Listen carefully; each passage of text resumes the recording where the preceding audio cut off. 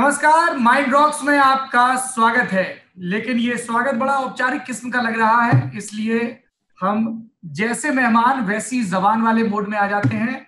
हमारे साथ बहुत ही चौचक, बहुत ही लल्लन टॉप आदमी है इंडिया टुडे माइंड रॉक्स के इस ई सेशन के हमारे आज के मेहमान, जिन्होंने अपनी इमेज को वजन देने के लिए पीछे फोटो भी वैसी लगा रखी है। भुवन बाम, बहुत बहुत स्वागत है आपका। हाय सौरभ भाई, थैंक यू। पहली बात तो बड़ा ही भारी इंट्रोडक्शन था, ये बहुत ही मजेदार इंट्रोडक्शन था। और ई रॉक्स माइंड रॉक्स में आके तो मेरा तो मूड हमेशा अच्छा हो जाता है। मैं 3 दफा नहीं, ये मेरा तीसरी दफा है और हमेशा इंटरेस्टिंग कुछ कॉन्वर्सेशन होती है। और पहली बार आपके साथ मेरी बात हो रही है और हम लोग कब से कोशिश कर रहे हैं बात करने की।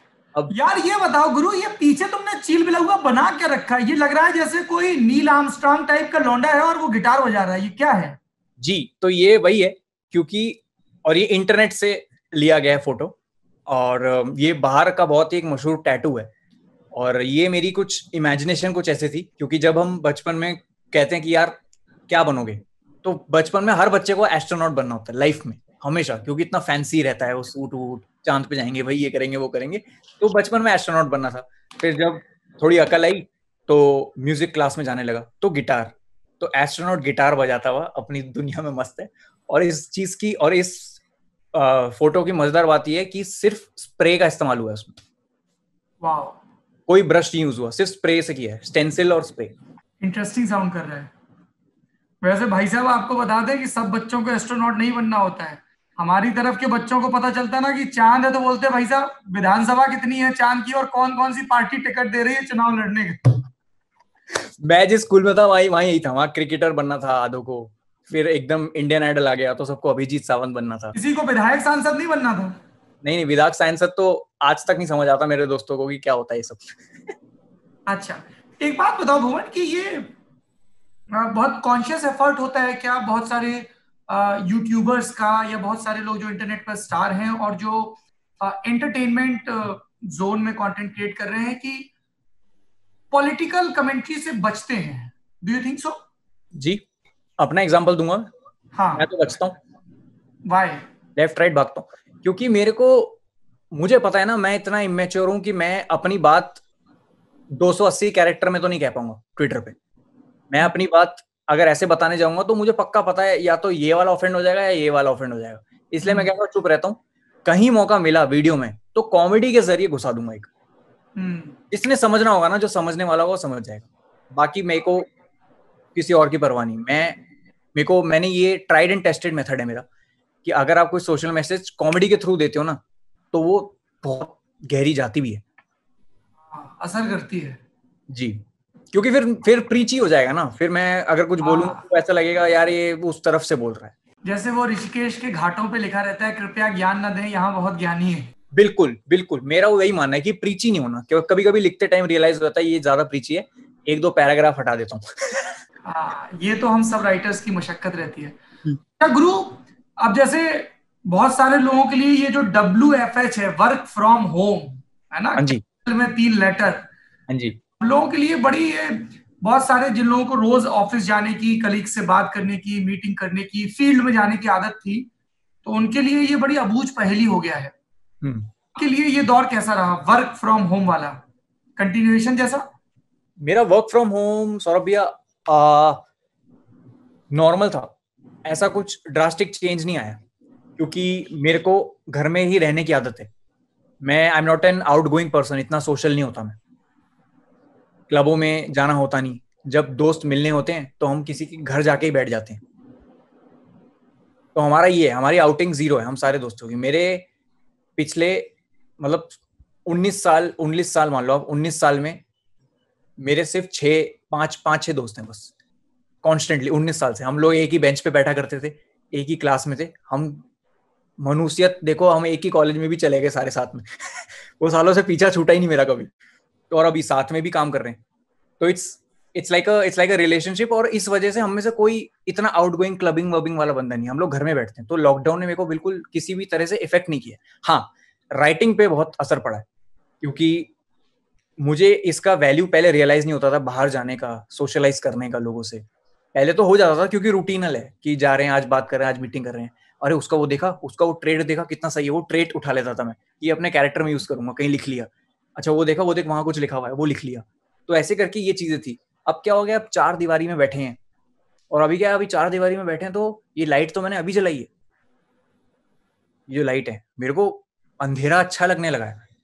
अंधेरे में बैठता हूँ, 7 साढ़े 7 तक अंधेरा रहता है, फिर मैं बाहर जाता हूँ अपने मम्मी पापा से बात करने।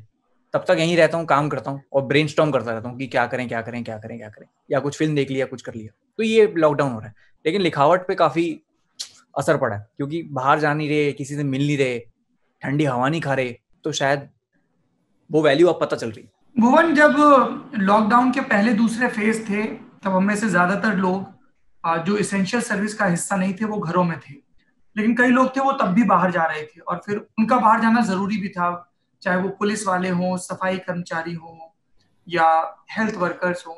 आपके जो स्केचेस हैं वो ऑब्जर्वेशनल बहुत होते हैं, जी तो फिर आपने उनसे इंटरेक्ट करने की कोशिश की, क्योंकि होता है ना कि एक बड़े फेज से होके जब सब गुजर रहे हैं, तो वो फिर हमारे वो इम्प्रेशन आने लगते हैं हमारी राइटिंग में भी, और आने भी चाहिए इनफैक्ट।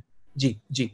मैंने किसी से एज इन, क्योंकि जब पहला लॉकडाउन फेज खत्म हुआ, जो 20-21 दिन वाला था, सभी को ये लगा था कि 21 दिन कैसे देश बंद रहेगा। आज 100 दिन हो गए और बंद है सब। तो 21वें दिन के बाद जब दूसरा अनाउंस हुआ, तब मेरी थोड़ी हालत खराब होनी शुरू हुई कि शिट, ये क्या हो रहा है, इस कंट्री में क्या होने वाला है, मुझे समझ ही नहीं आ रहा था। तो वो मेरे को इस बीमारी का डर थोड़ा अर्ली समझ आ गया, तो मैंने बाहर निकलना बंद कर दिया, क्योंकि फादर थोड़े बीमार है। तो अगर मैं कहीं जाऊंगा बाहर से तो वापस आऊंगा तो यार साला मेरा तो हो जाएगा फेफड़ा ठीक, कहीं उनको पकड़ लिया, मम्मी को पकड़ लिया तो गड़बड़ हो जाएगी। तो मैं सिर्फ एक बार घर से बाहर निकला हूँ इन 100 दिनों में, वो जब T2 टॉक्स का एपिसोड करने निकला था, जिसके लिए मैंने आपको भी तंग किया था। उसी के लिए बाहर। तो जैसे अभी आपने एक जवाब देते हुए एक शब्द बोला, शिट। मुझे आज से 20 बरस पहले एक फिल्म आई थी जिसमें नायिका ने किसी चीज पर रिएक्ट करते हुए शिट बोल दिया था, और सेंसर बोर्ड खफा हो गया था। उनको लग रहा था कि ये जो शिट शब्द है, हाँ। It's very shitty and it can't go on the screen. Hmm. आपको दिमाग में एक आपके सेंसर बोर्ड रहता है कि यार इतना चलेगा, इतना नहीं चलेगा, या मेरी ऑडियंस ऐसी है या वैसी है? How do you filter, process? पूरा फिल्टर।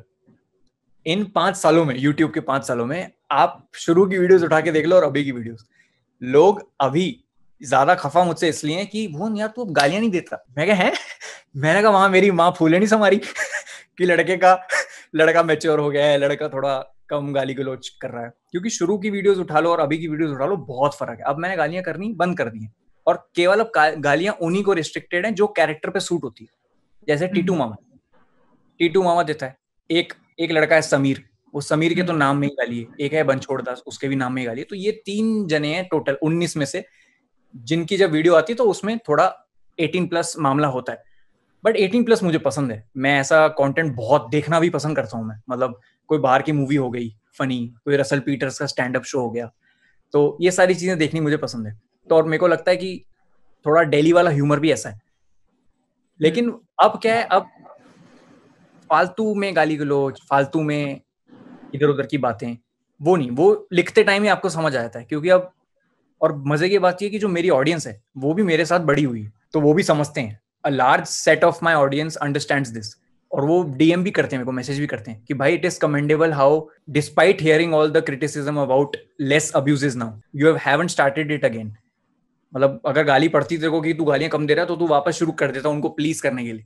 बट नाउ मेरे को नहीं लगता मुझे ये करना चाहिए। एक बहुत ही रिस्पॉन्सिबल फील करता हूँ मैं कि यार अब थोड़ी ऐसी बात भी करनी चाहिए जो हंसाए भी और थोड़ा एक ना पिन पॉइंट भी कर दे किसी को। एक एक इसके पीछे क्या ये फंडा भी है भुवन, कि जब आपकी ऑडियंस बड़ी हो जाती है तो आपकी रिस्पॉन्सिबिलिटी भी थोड़ी, मतलब पीपल स्टार्ट विजुअलाइजिंग कि यार ये यूथ आइकन है, मतलब भुवन बाम भी तो गाली देता है या टीटू भी तो गाली देता है, तो मैं भी दूंगा। कभी इसका कोई प्रसंग सामने आया, कोई इंसिडेंट की किसी ने आके बोला हो कि, या घर में कभी आंटी ने टोका हो कि क्या बनाता रहता है तू वीडियो, मैं अपनी कीर्तन वाली सहेलियों के साथ बैठ के नहीं देख पाती? नहीं, मेरे घर में सौरभ भैया यही सबसे बड़ा मजे की बात ये है कि घर वाले कहते हैं कि तू साले रियल लाइफ में तो देता नहीं गाली, तू तू YouTube पे क्यों नहीं निकालता है? मैंने कहा क्योंकि वो एक लौता ऐसा प्लेटफॉर्म है इस देश में जो कि अभी सेंसर बोर्ड की नजर नहीं पड़ी उस, और YouTube is a free speech platform. आप YouTube पे बोलिए, और YouTube में भी मॉनिटरिंग होती है अब। YouTube में भी अगर ज्यादा गालियां दो तो वो मोनेटाइजेशन आधी कर देते हैं या बंद कर देते हैं, which is a genius move. और शायद ये सारी चीजें हैं which shape a creator in India.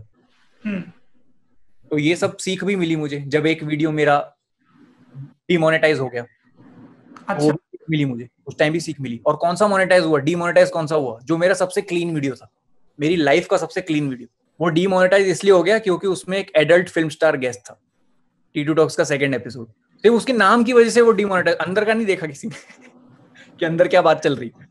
भुवन, इससे पहले कि मैं क्रिएटिव एस्पेक्ट, एक्टिंग असाइनमेंट्स उन पे बात करूं, one more question related to this. Do you think as a country और एज अ सोसाइटी हम बहुत हिपोक्रेट भी हैं? हमने अपने जो एस्टेब्लिश वर्च्यूज हैं उनको चैलेंज नहीं किया। जैसे यू जस्ट मेंशन कि उन्होंने टाइटल देखा और एज्यूम कर लिया कि इसमें ये होगा। जी जी। तो हम बहुत ही ऊपर ऊपर है ये सारी चीजें कि सोसाइटी में गाली है नहीं है, हम बहुत सारी जो सो कॉल्ड बोल्ड चीजें हैं उन पर बात नहीं करते हैं, और बहुत अलग अलग तरीके से हमारी बोल्डनेस दिखती है। भैया मेरे को ये लगता है कि हिपोक्रेसी तो है in terms of content consumption.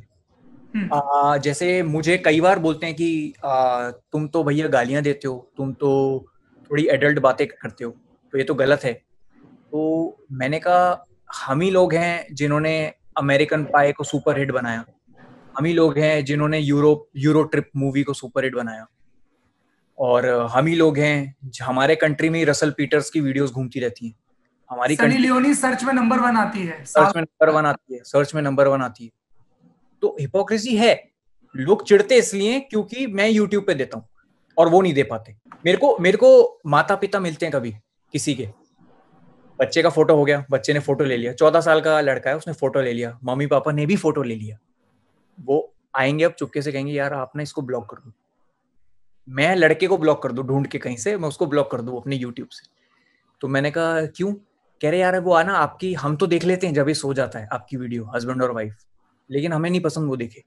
मैंने कहा आप एक काम करो, आप आज जाके उसकी हिस्ट्री चेक करो। आप जो मुझे बोल रहे हो कि आप इसको ब्लॉक करो, अगर आपका 14 साल का लड़का इंटरनेट पे है तो he is already exposed to a million worse things. मैं कुछ नहीं कर रहा हूँ भैया, मैं दो दोस्तों की, दिल्ली वालों की कहानी बता रहा हूँ, मैं एक मिडिल क्लास फैमिली की प्रॉब्लम बता रहा हूँ, उसमें गाली गलौज होगी, और मैं किसी को फोर्स नहीं कर रहा कि देख देख देख ये देख ये देख ये देख। आपको देखना है आप देखो, आपको नहीं देखना नहीं देखो, लेकिन आप ये मत बोलो कि क्रिएटर की गलती है। क्रिएटर तो बना रहा है क्योंकि वो भी एक तरह का जॉनरा है। हम मानते नहीं इस बात को, हम देखते बहुत है लेकिन हम एक्सेप्ट नहीं करते। True true true. तो यही है।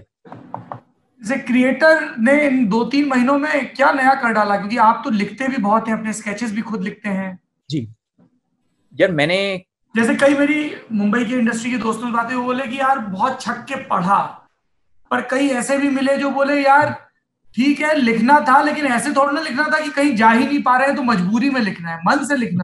बिल्कुल बिल्कुल बिल्कुल। तो अभी क्या है, अभी इन 100 दिनों में मेरे केवल 5 एपिसोड आए।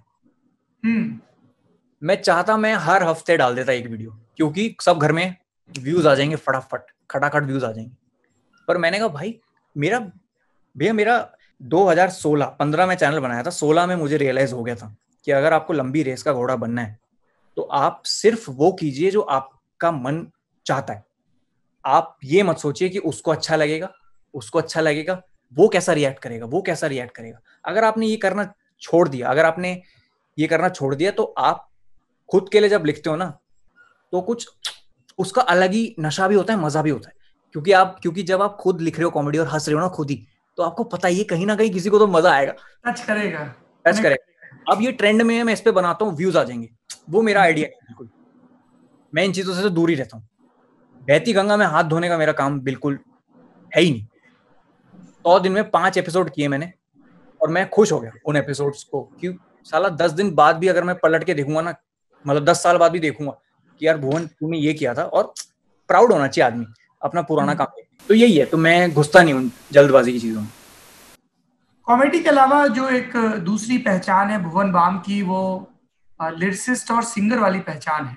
जी उस पहचान पर थोड़ा सा कम ध्यान जाता है लोगों का, पर मुझे ऐसा लगता है कि वो चीज भी भुवन के बहुत ज्यादा करीब है। Is that true? बहुत ज्यादा करीब है, मतलब उसी से तो शुरू किया मैंने सब कुछ। हाँ।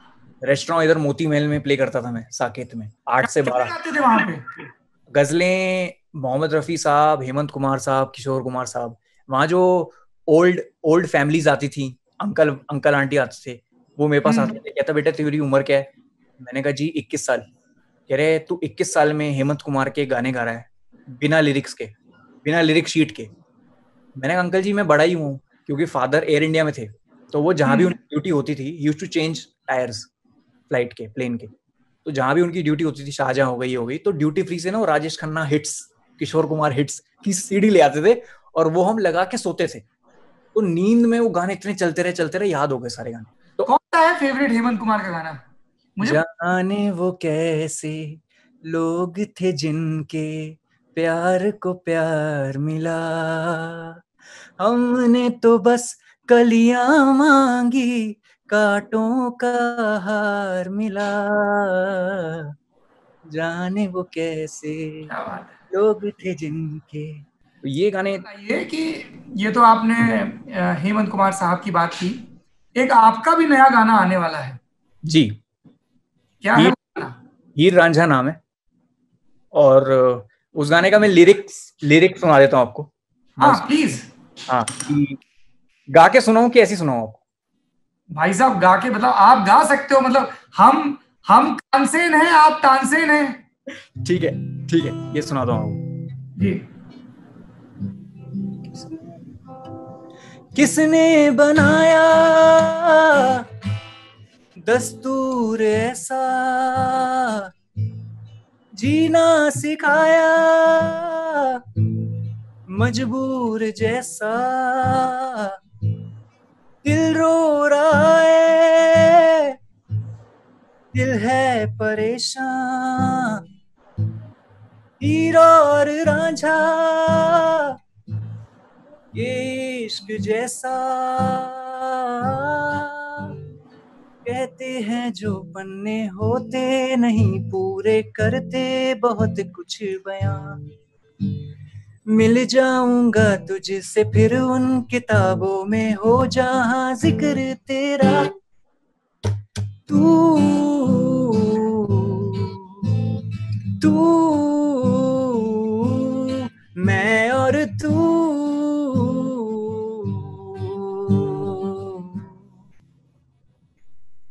यार ये तो बहुत सही है यार। बस इसी की तैयारियां चल रही थी पिछले 1 आध महीने से। ये जी। बताइए कि मैं अभी इस इंटरव्यू से पहले थोड़ा अपने हिस्से की रिसर्च कर रहा था, और एक नजर भुवन बाम की मेरे साथ चिपक गई, मेरी याद में चिपक गई। वो भुवन बाम स्टेज पे खड़ा है फिल्म फेयर अवार्ड के साथ, एंड ही सेइंग कि सपने पूरे होते हैं, थैंक यू शाहरुख सर। एकदम एक वो होता है ना कि यार कुछ किया और पहुंच गए, एक हसरत थी जो हकीकत में बदल गई। What was that moment? मैं तो बता नहीं सकता मैं। अच्छा, पहली बात तो वो जो उस शो का, उस फिल्म फेयर अवार्ड का जो टेलीकास्ट हुआ था, मैं हैरान इसलिए हूं क्योंकि उन्होंने मेरा पार्ट रखा, और भी जो स्टेज पे थे उन्होंने भी बोला था, और वो मेरे से कितने सीनियर है, सबने एक एक लाइन बोली थी, उन्होंने मेरा रखा, ये देख के मेरी हालत खराब हो गई। मैंने कहा शिट, मैंने कहा ये क्या है। हालांकि उधर लंबी बात करी थी मैंने शाहरुख सर के साथ किया भी था टी2 टॉक्स 3 महीने पहले। हाँ। तो ये भी बोला था उनको कि मैंने आपके साथ टी2 टॉक्स किया था, एंड ही एक्नॉलेज्ड इट यार। वो पूरा अपना पोडियम छोड़ के आधे आधे स्टेज तक गले मिलने आए, पप्पी दिया, मतलब एक बच्चे को और क्या चाहिए। ट्रू। तो जी लिया मैं, वो जी लिया, वो मोमेंट में जी लिया। मैंने कहा यार कोई दोस्त नीचे खड़ा था सिर्फ मोबाइल पे वीडियो बनाते हो कि पता नहीं ये लोग दिखाएं कि नहीं, हम रिकॉर्ड कर लेते हैं। नहीं, वो था ना इनवाइट, बाय इनवाइट होता है, वो हाँ। बाय इनवाइट था, तो मैं गया था और रोहित गया था जो मैनेज करता है मुझे, हम लोग ही गए थे। अच्छा, मेरा अगला सवाल भी इंडस्ट्री से जुड़ा हुआ है, जी। इंडस्ट्री जिसका आप पार्टली हिस्सा हैं लेकिन और ज्यादा होना चाहते हैं जितना मैं समझता हूं। पिछले दिनों इंडस्ट्री से एक बुरी खबर आई, सुशांत सिंह राजपूत की सुसाइड की। उसके बाद से देश में दो बहसें शुरू हो गई, and I want your take on both of those debates. पहला नेपोटिज्म, और दूसरा why do we need to take mental health very seriously?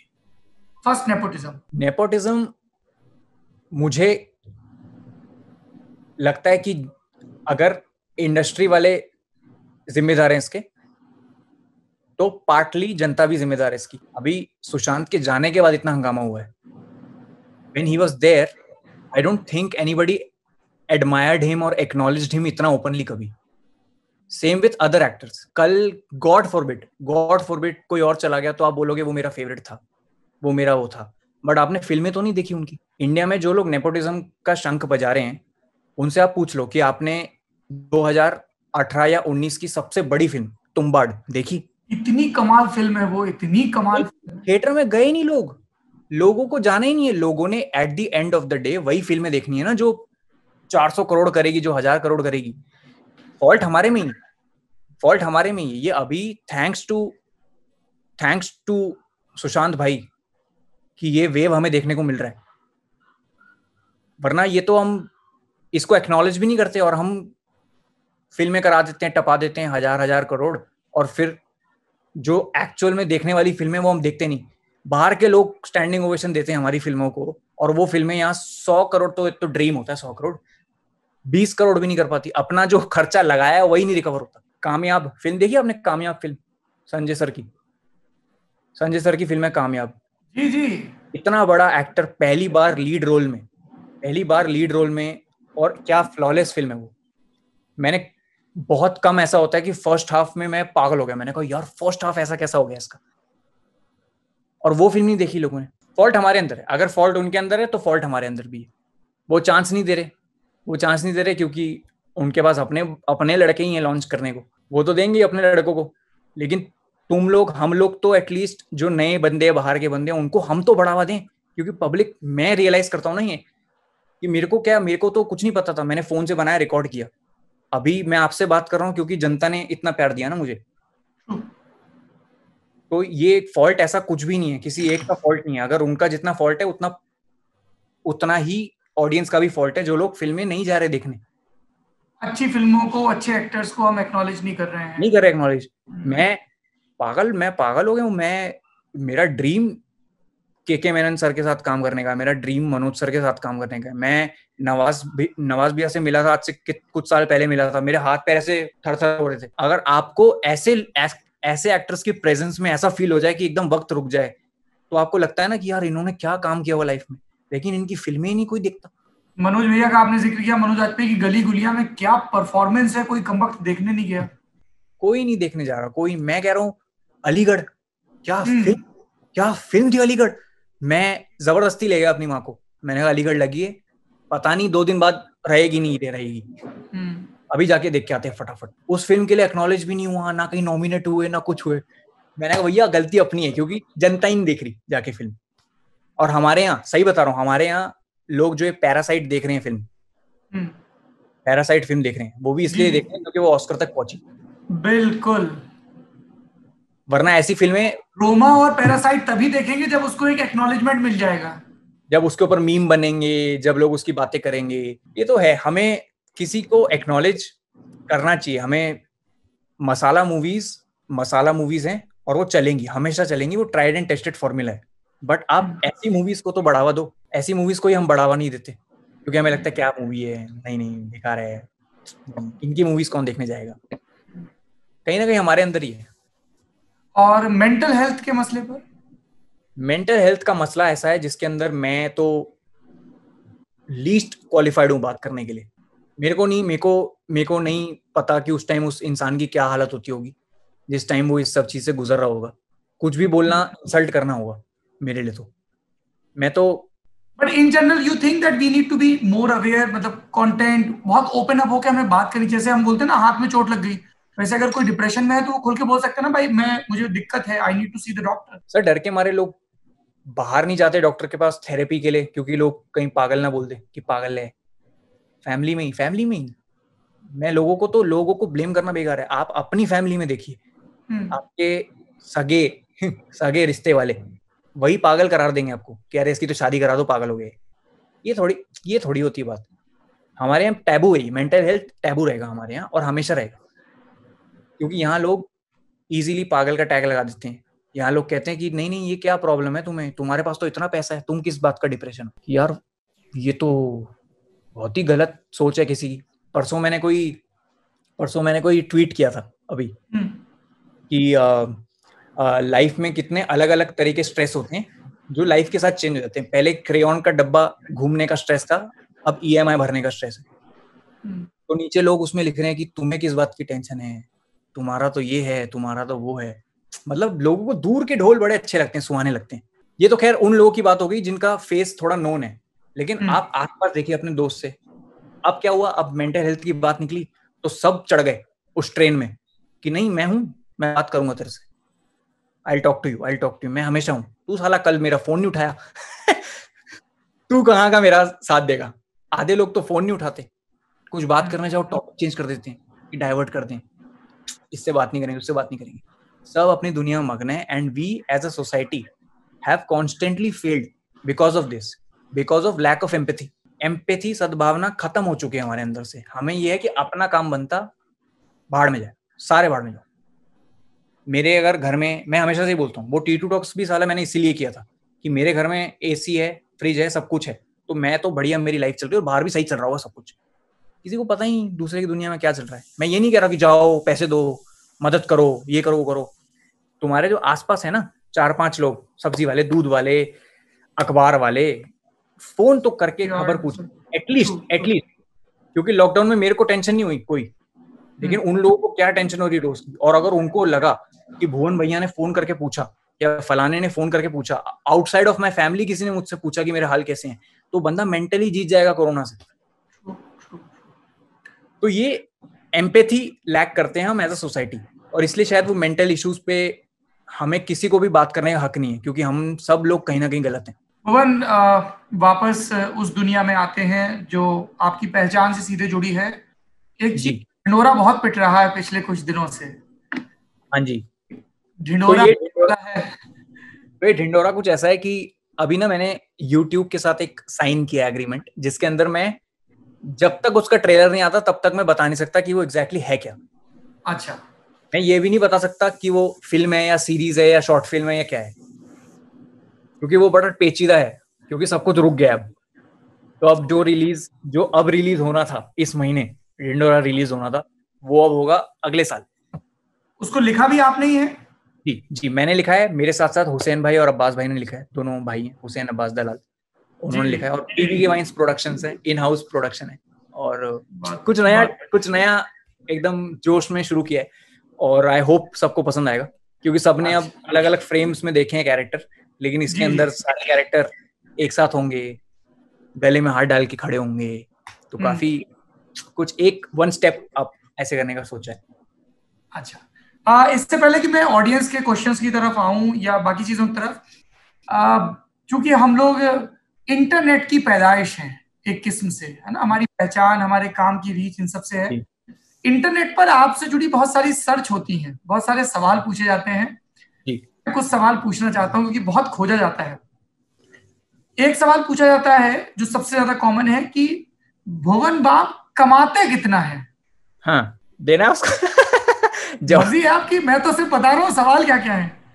जैसे पिछले ये जो इस वाले एपिसोड के बाद तो क्लियर हो ही गया था T2 टॉक्स के बाद, क्योंकि पूरी जितनी भी महीने की उसकी इनकम आई थी वो सारी मैंने पूरा खाता ट्वीट कर दिया था कि इतने मेरे आए हैं। तो at an average an episode gets me 3 to 4 lakh a month. बाकी सब लोग कैलकुलेशन कर लो। हाँ, बाकी सब कैलकुलेट कर लो। ये सिर्फ वो हैं जो क्लिक होते हैं यूट्यूब पे, जो नॉर्मल क्लिक होते हैं। फिर एक सवाल पूछा गया कि इज भुवन बाम अ हिंदू, और कई लोगों ने आपकी कास्ट भी सर्च की है। How do you look at this? मतलब अगर दूसरे नंबर पे है ये सर्च, तो फिर तो काफी सीरियसली लोगों ने यार इसको लिया है। बहुत ही अजीब है। एक ने पूछा है कि इज भुवन बाम रिच? ये क्या, इसका क्या जवाब होता है मेरे को तो पता नहीं, शायद, आई डोंट नो। इंटरेस्टिंग। कई लोगों ने आपकी पर्सनल लाइफ में बहुत दिलचस्पी दिखाई है, आपकी गर्लफ्रेंड के बारे में गूगल करते हैं। कुछ मिलता है क्या? क्योंकि मैं तो बड़ा डिस्क्रीट रखता हूँ इन चीजों को। रखना भी चाहिए। हाँ जी। पर ये बाकी बहुत सरप्राइजिंग है, व्हाट कास्ट इज बाम, लोग ये गूगल कर रहे हैं, दिस इज सिक। कैसे क्या मतलब। चलिए अब सवालों पे आते हैं, कुछ ऑडियंस ने भी सवाल भेजे हैं आपके लिए। गलगोटिया यूनिवर्सिटी से अभिनव हैं जी फैन, उन्होंने ये सवाल भेजा है कि भुवन भैया आप एक ही वीडियो में बहुत सारे रोल करते हैं, है ना, जी।